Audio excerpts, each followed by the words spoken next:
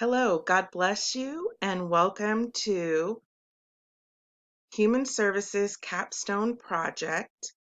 This is your Human Services 494 Summer Session E2.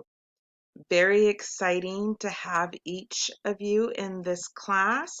As you know, my name is Professor T or Professor Bourne, whichever you choose. I cannot believe that we are here at this point in time in your educational journey. And to be beginning Capstone Project, I know there's probably mixed emotions.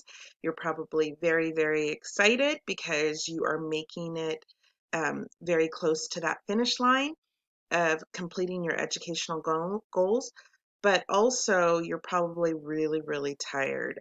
I'm in a doctorate program as well, and so I understand that study and writing type of fatigue.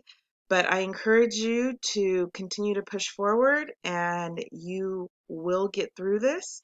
You will be successful, and I am here to ensure that I support you through that. So very exciting to have each and every one of you and to get to this point that lets me know that you have persevered and pushed through, and you are going to make it through to completing this step prior to completion and graduation. So very, very excited, but I just encourage you to keep the pace because it will be very, very important at this point in time to make sure that you can get through what is needed for this course.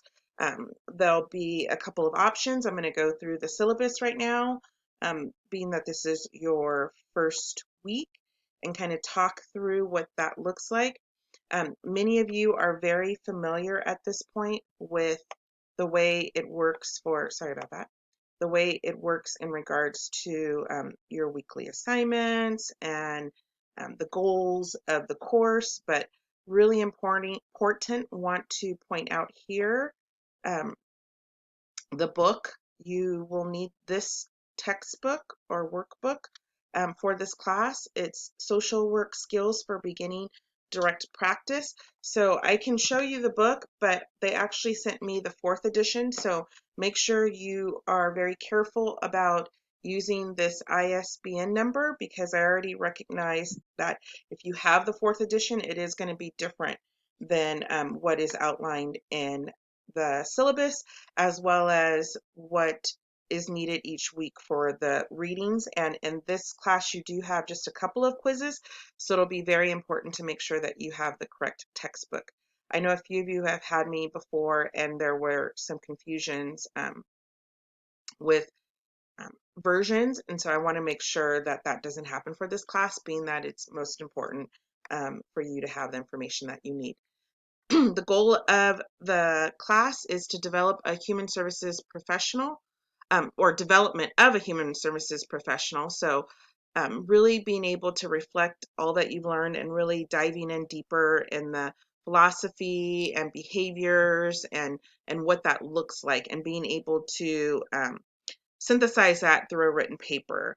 Goal 2 is to solve problems presented by the major field. And so now that you know all that you know and have read and learned and studied all this information in regards to human services, it's really taking all that, capturing and putting it all together, and being able to speak to it in a way that you show that you have knowledge, and and and are able to research information and truly present it in a way that is applicable to the field of study.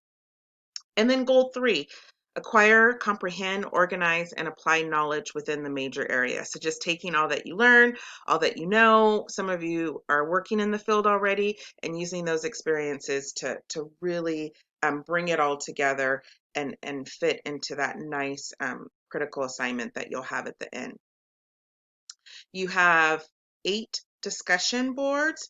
So as you know, each week you'll be given a question and you will do what's needed to do the research, the reading, thought thought-provoking type of response to those questions, and then interact with your peers. It's just a few of you in this class, so it'll be nice for you to really be able to work together, bounce ideas off of each other. So use those discussion boards to really not only show your knowledge of the information that you have, but also being able to take away, ask questions, and just be there to support each other. And I will be included in that support as well.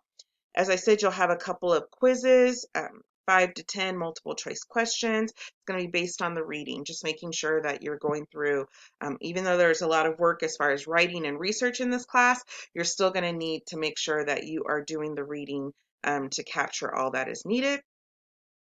And then you will be doing an actual lit review, so literature review for the capstone assignment.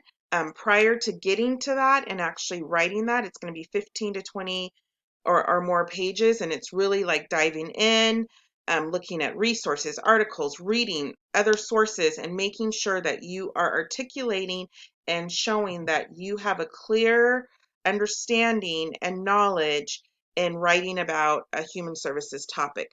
So we're going to not jump right into that. That's going to be towards the end.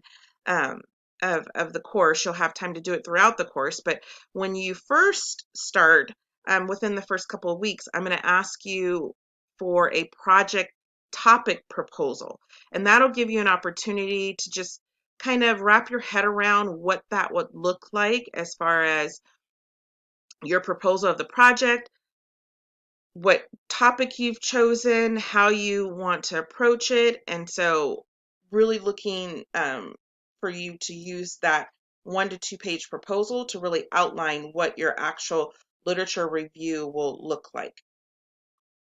Moseying on down here. So you will have an opportunity to submit a draft. I will give you feedback, and then you are strongly suggested to really look at that feedback and make adjustments, and then submit it as your final assignment. And so you'll have a couple of options when it comes to determining how you're going to approach this final capstone assignment. And I'm so excited. You guys do not know, I have been your cheerleaders all the way through, and I know that you know each class I'm always like, you're getting closer, you're almost there. I know you know as well, as we get into the higher numbers, I'm like, okay, I'm going to really start testing your writing and giving you feedback in relation to your writing. Well, now is the time. You've made it to this point and you're able to really apply all those things that you've learned and been able to practice in your discussions and your writing up until this point. And so with that in mind, what kind of projects are going to be acceptable for this class, and really making sure that you finish successful and feeling good about what you've learned and the research that you've done. So as an action or option 1, it is a action plan project. And so that identifies an issue within the discipline of human services and how you would bring forward a solution. So it doesn't mean that you just start pulling things out of the air, or you always had this topic you wanted to talk about, and now you're going to tell us everything that you have known or felt about this topic. It's a little bit more than that. So for example, using a topic such as child abuse and neglect. That is something that's very common in human services. And so what would that action plan look like?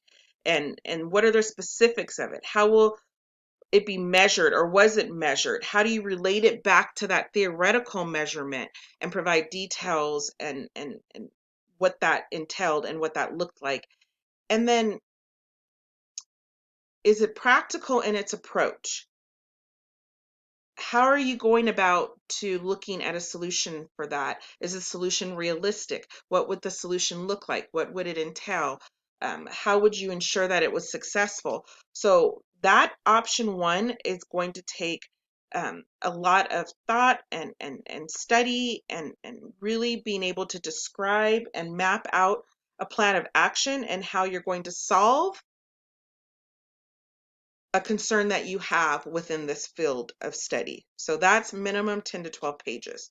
Option 2 is an actual research paper. So it's taking something that's factual or analytical and really diving in and focusing on that topic and obtaining as much information and studies around that topic. So to address a particular problem, is it really specific to an occurrence or an event within human services?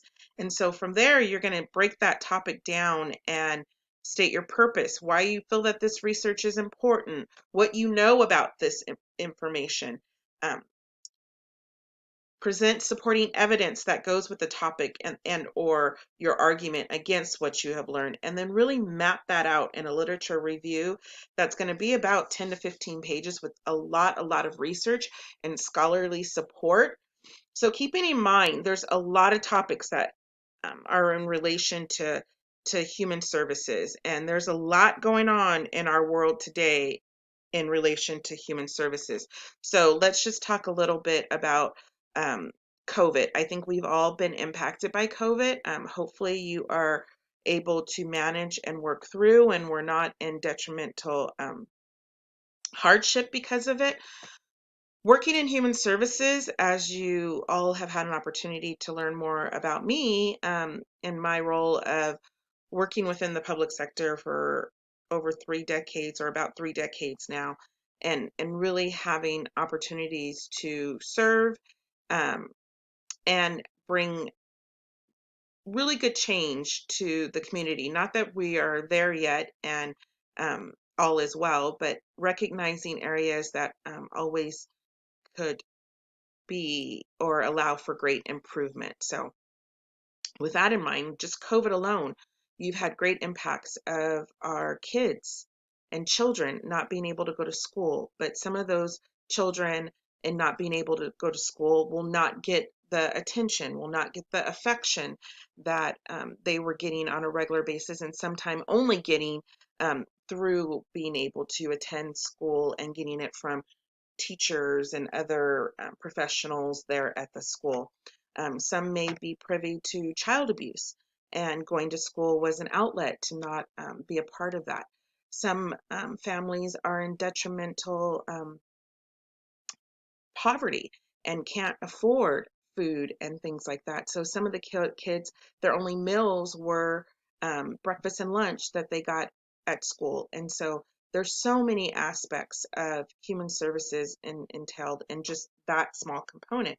But let's go a step further. Now let's talk about parents that have lost their jobs or unable to work because of COVID concerns, and don't know how they're going to pay their bills or put a roof over their head. So now we're concerned with people not having the food that they need, people that not having money that they need to survive, people not having housing, and really trying to determine what is needed in order for them to feel that they have their safety, right? We talk about the 4 walls of safety. So 4 walls around you, then what comes next? Then there's food, right?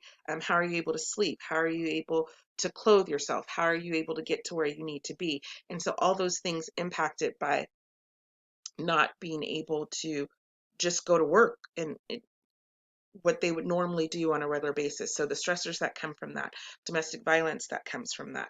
And then taking it another level, we have our seniors and those that are aged and disabled. And so how are we making sure that if they can't get out and about, or they're this vulnerable population, right, that should not be out and about, so how do we get them food? How do we make sure that their 4 walls are covered? So is it clean? Is it safe?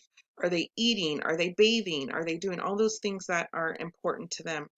And then another level in all of this, and we haven't even gotten to the PowerPoint in relation to the chapter of what they're speaking about in relation to social services. I mean, social services and social work, just the idea of those being alone or not being able to go and do things and interact with those that they're used to. And so the depression, mental health, bipolar, all those things that come with those medical services that may be needed and may not be available because of the circumstance that they were in. And so that is just a small glimpse of all that is out there for you to really look at and think about and determine if that is one of the topics that you want to address in relation to human services.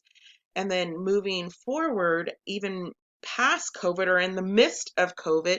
Now we have the circumstance with George Floyd and all that is happening and all that is coming out. There are some major, major historical moments happening right now, and there's a lot of mixed emotions. There's a lot of people that aren't in agreement in how things are happening, and people that are striving and asking for change, like actual change. You see statues being in great discussion in the news and in the public. You see political concerns and opinions being shared and discussed in the media and in the news. You also see change happening. So flags being taken down, flags being changed, names being changed for organizations that go back to um, great history of things that were not appropriate or not in line with the movement for equality and addressing racism within our world, right? So it's not even so much about California. It's not so much about the United States. Now it's about the world. So when you talk about the George Floyd circumstance, and for the first time ever to have rallying and lobbying and protest, I'm not talking about the looting because that is never endorsed or something that we would condone. But I think we have to look at the root of that too to find out why. And so before we want to judge or point fingers, making sure we understand why they're going about it in that way, and are they so desperate for lack of change that this is what they feel is their only option to have that voice. And so not condoning either way, but I think the point that I'm trying to make more so than anything is first time ever in our world to see that um, 50 states, more than 18 countries all joined together to protest and rally against something that I think everybody sees in one way or another to know that something's not right and change is needed. And so I think this is huge for a time such as this in 2020, and really seeing where we were in the past in relation to human services and where we are right now and what that looks like for bringing positive change forward. So I think touched on that quite a bit. Uh, let's go down to our point system and how that will work with your grading and how you'll be evaluated. So as I said before, you have discussion boards. There'll be 8. Your project topic proposal I talked about, that's the 1 to 2 pages. You have a couple of quizzes that are in relation to the reading, your lit actual review assignment, so literature review assignment, and then getting feedback for that, hopefully being able to provide the actual critical assignment, and then in linking all that information together and helping us to understand what you came up with and why, doing a 10 to 12 minute video presentation on your topic. And you can use YouTube, Vimeo, Screenom. I always say it wrong, but it's Screenomatic, I believe it is. But it's just going to highlight what you studied and what your outcomes were, and just give us um, a creative view of how you would explain that to us. As you know, in each of your syllabus, it breaks down each week. I'm going to jump over into the learning activities and talk about week 1, but you can always get a clear view of everything that is due. We will remain on the normal schedule for the most part, with each week at the end of that week, day 7. Usually we do midnight. Here you'll see that your work will be due by 11 p.m. I do provide grace, so if it's 11:15, 11:30, that's fine. I understand, you're in the midst of it. You might be doing that last review. I know from experience sometimes in trying to get the uploads and things like that, it takes a little bit longer than planned. So just please, please, please try to shoot for that week in date of Sunday and as close to 11 p.m. as possible. And recognize you do have something due each week. So be careful, especially with this course, about getting behind. Don't condone late work, but am a realist and understand that reality happens, life happens. And so just knowing that if you see that you're going to be late in regards to getting what is needed to me, I ask that you contact me right away and not wait till after the due date. That makes it a little bit more difficult to manage. And so please, please, please notify me up front if you cannot get something in as scheduled on time. And I am, as you know, I'm willing to work with you. I want you to be successful, and success is very important to me for you. So I just want to help me help you.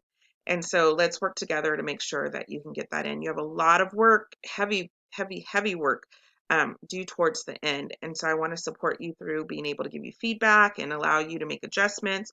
So make sure that you are allocating your time appropriately. I don't need to go over the expectations, I think, in the sense of really going step by step, but you just know that remain professional, respect others, turn in your work only. Those things will go through tasks, not only task stream, it will go through Safe Assign to make sure that it is your work. It should be APA style format. I'm going to be very, very, very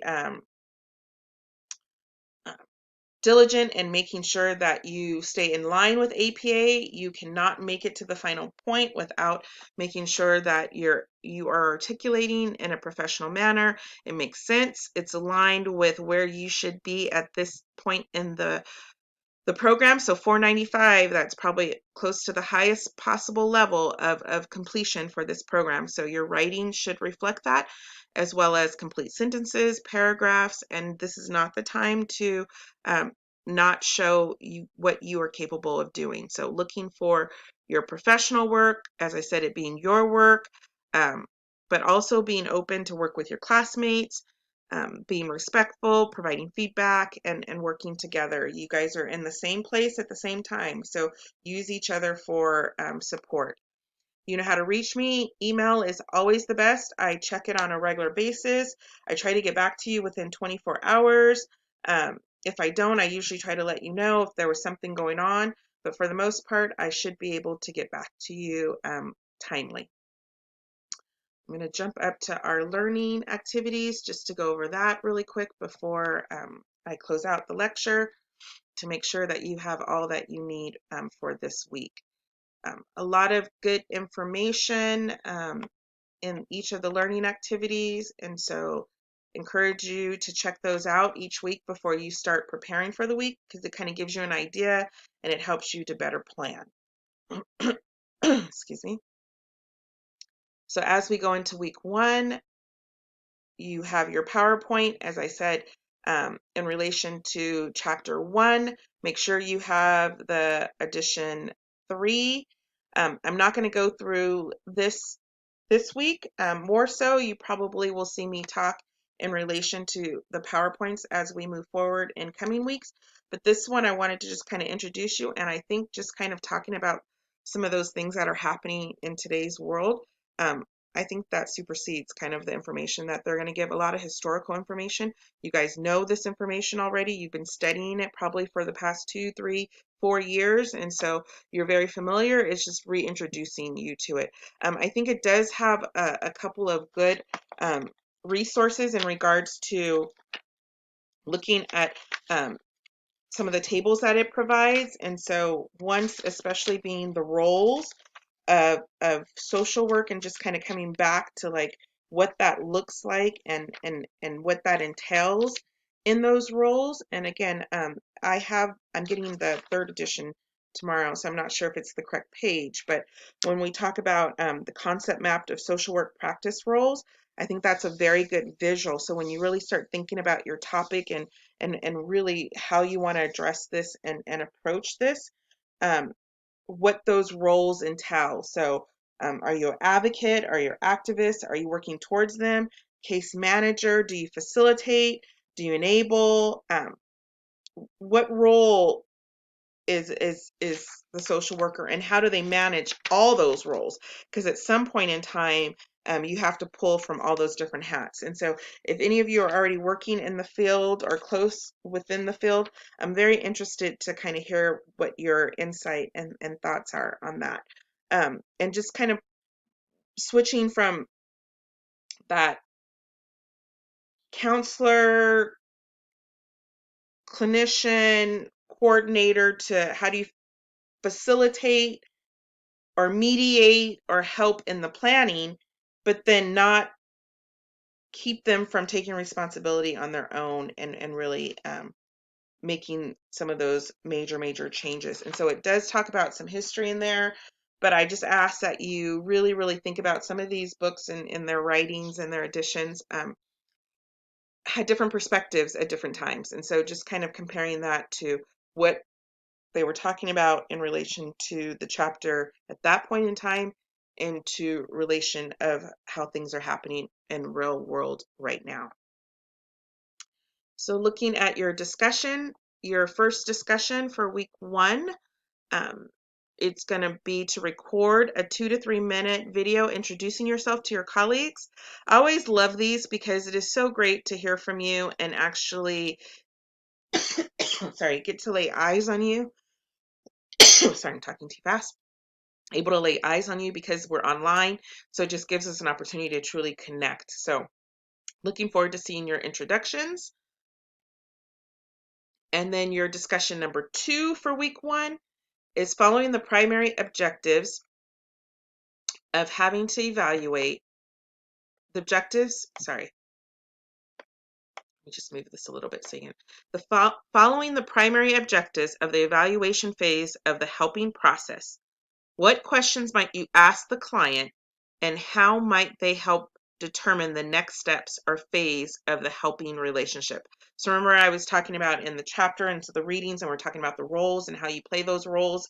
And just for what you know now and in reading that chapter 1, I want you to kind of talk about what questions might you ask? Remember, you are to guide them, but they have to take responsibility in that change that you're driving to make or a resolution that you're trying to bring them to. So how might they know what is needed as far as moving forward, but then how might you help them determine what those next steps and phases are? So look forward to you responding to that question and then look forward to you responding to your peers and not 1 or 2 sentences. Really want to hear from you. There's only a few of you, so you don't have to do a lot in reaching out to multiple people, but really looking forward to responses to your peers. So that means that I believe there's 4 of us in the class, so you should be able to hear from a majority of your peers. So excited about that for this class. Excited about learning from you guys, excited about helping you guys. As you know, if you have questions or concerns, reach out to me and I'm here to support you in any way. And just God bless you and I wish you the best. And I hope that you are in good spirits. I hope that you are excited about learning over this next 8 weeks as you work towards completing this journey. So take care, have a wonderful week, and I look forward to working with you and learning with you next week as well. Take care. God bless, and I'll see you next week.